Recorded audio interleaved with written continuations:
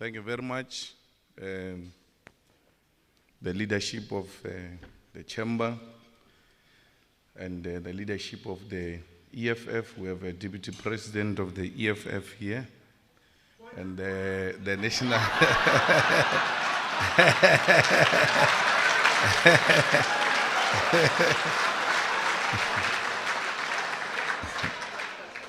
You are not recognized.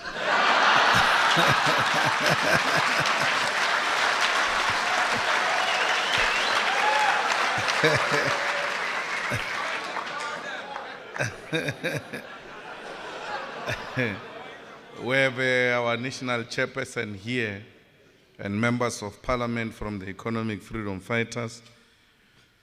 Well, I thought I was not going to say anything until you said there is a difference between us, because as you were coming, Mr. Sunter, I was very happy that we are almost there. We're finding each other, but I realize no, your understanding of economic freedom, it's completely different from ours, because yours, it's a promotion of free market and neoliberal policies, and we are giving economic freedom the leftist radical interpretation, which means, amongst others, that the land, the banks, the natural resources, and strategic sectors of the economy should be in the hands of the people. We agree that we need to create an equality in this country, but that equality is not going to be achieved until there is a decisive state intervention. Because those who are at an advanced stage are beneficiaries of a state that protected them, are beneficiaries of a state that gave them opportunities to the exclusion of black people. And therefore, to create an impression that black people should make it on their own without state intervention, it's unrealistic and unacceptable. The state must take a deliberate decision to nationalize the land and distribute it for equal use for everyone. The state has passed a law in this country that willing buyer, willing seller. Even if people want to buy the land, if there is no willing seller, will never own a piece of land. It doesn't matter how much money we get from wherever, God knows, and then we come here and say we want to buy a piece of land in Stellenbosch. If there is no willing seller, will not buy that land. Therefore, even when we have money, we'll still not own a piece of land in our own country. So we have to get a situation where the land is owned by the state and is given to all of us, black and white. Because 80% of landowners in this country are white people. Yet 80% of the population is black people. It's unacceptable. We have to have this debate, and that's why you call us controversial and all sorts of names, because you are refusing to listen to the truth. And anyone who speaks the truth is an unacceptable person in society. And we're not saying this truth in a violent way. We're saying it openly in a frank manner. 80% of the, almost 10% of the population owns the land. And without the land, we are nothing. That's why what followed 1652 was land dispossession. Because you knew that with the land, you have everything. You've got mineral resources, you've got natural resources, and you can do anything. So we remain a conquered nation. We remain a conquered nation. And like you said in 1987, Mr. Sunter, that negotiations must go on, parties must talk, And then thereafter, business must continue. Business is continuing as you predicted in 1987. Exactly what you said. Apartheid economy is still continuing. Because when you went to the table, when business negotiated with the former liberation movement, you made certain things very clear. You are not prepared to surrender the land. You are not prepared to surrender the economy. You told them you can have a black president, but you are not going to do anything with our property ownership. When the liberation started in South Africa, it was not about voting. Voting was by the way.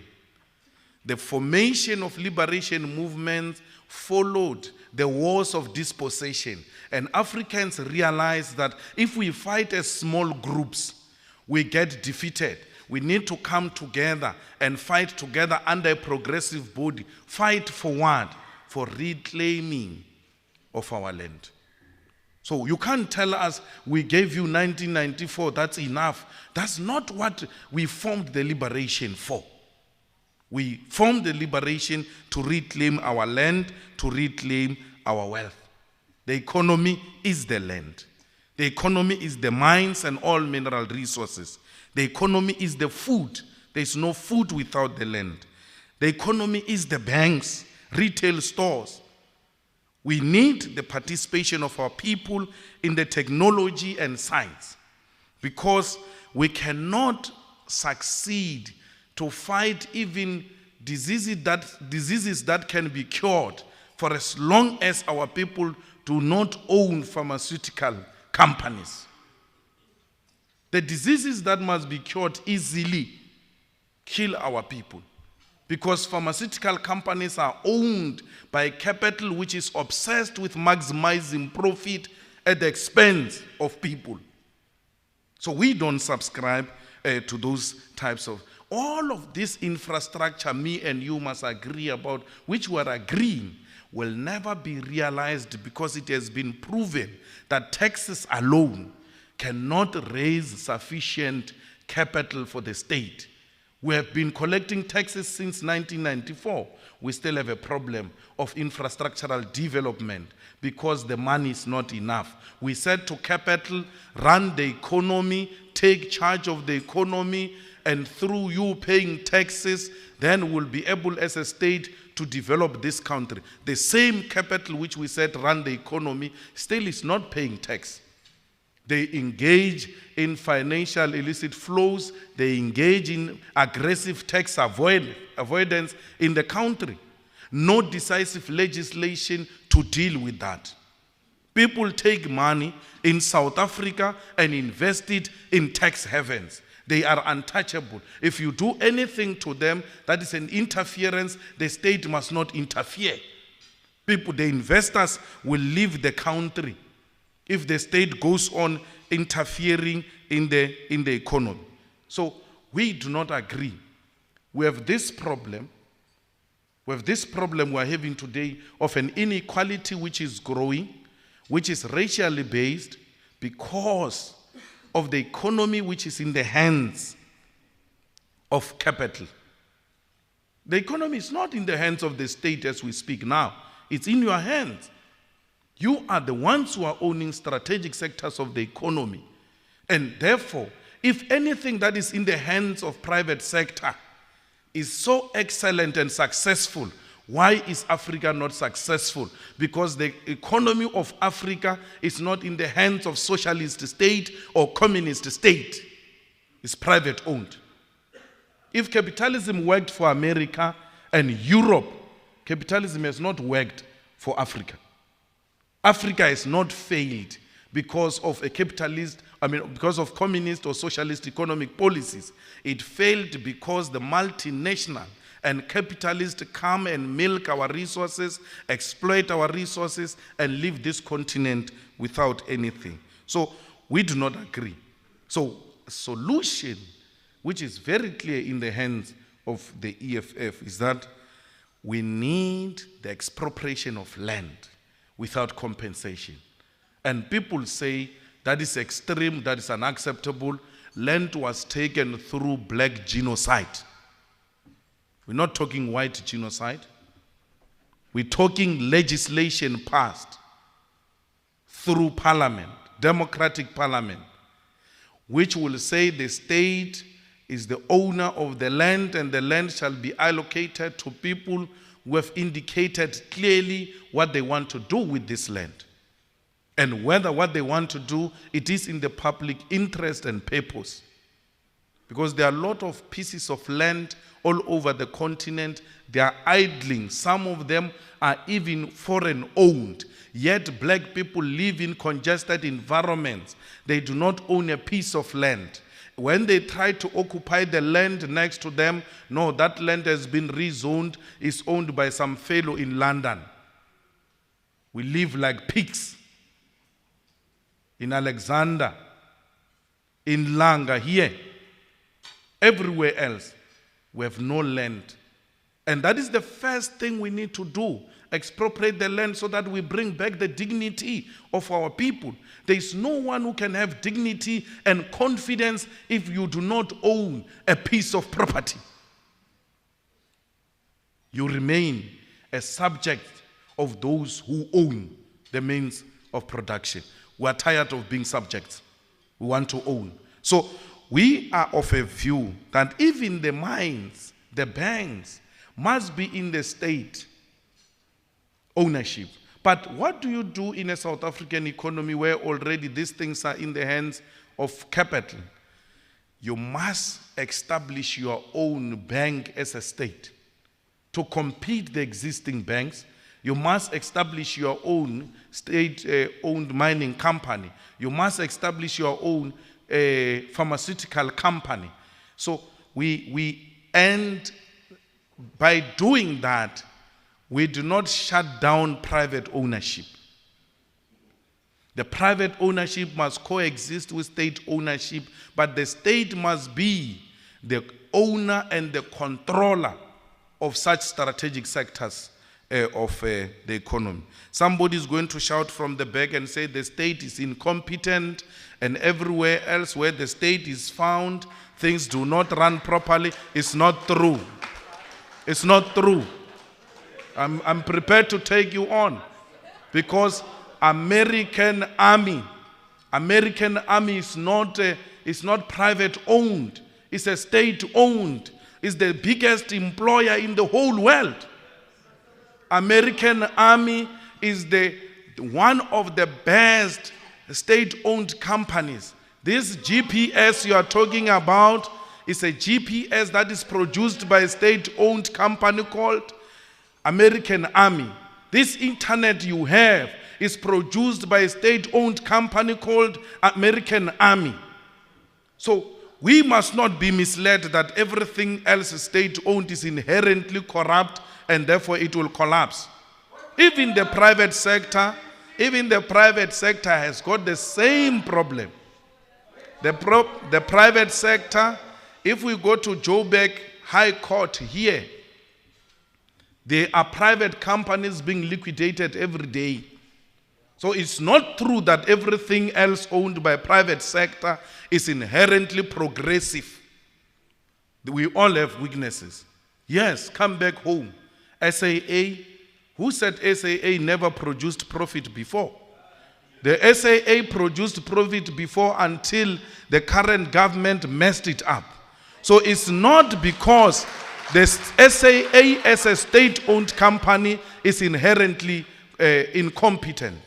You need a corrupt-free government which will deploy the best men and women for the job to run state institutions and not to deploy friends. This ESCOM you are talking about, it ran properly at some point. And what is good about the whole thing is that there are some lessons we can learn from apartheid, because these things were state-owned under apartheid. They were state-owned under apartheid. They did well under apartheid, but for the few.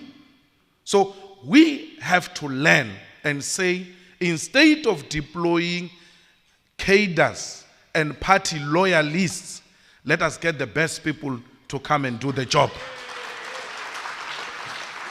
Now, we have a situation in a country where most of the state-run institutions did well before, and as a result of the current corrupt leadership, they are collapsing. They are collapsing, and therefore we must not say because there is an incapable leadership,